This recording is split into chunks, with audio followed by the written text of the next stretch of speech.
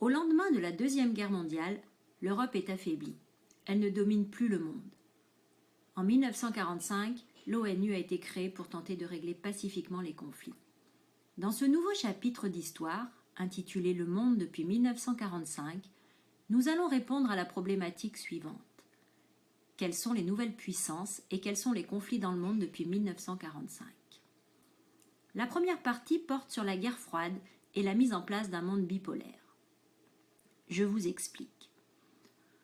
Entre 1947 et 1991, les États-Unis et l'URSS s'opposent pour dominer le monde. Chacun disposant de l'arme nucléaire, une guerre entre eux serait autodestructrice. Rappelez-vous d'Hiroshima et Nagasaki.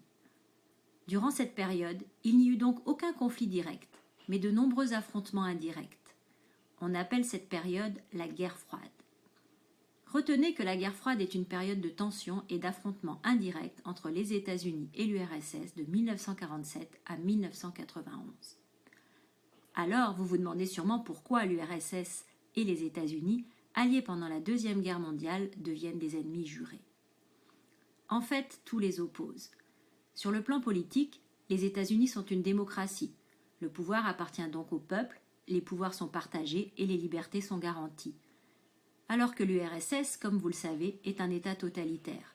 La population est contrôlée par la terreur et la propagande, Staline est le chef unique d'un parti unique. Sur le plan économique, le système américain est capitaliste et libéral.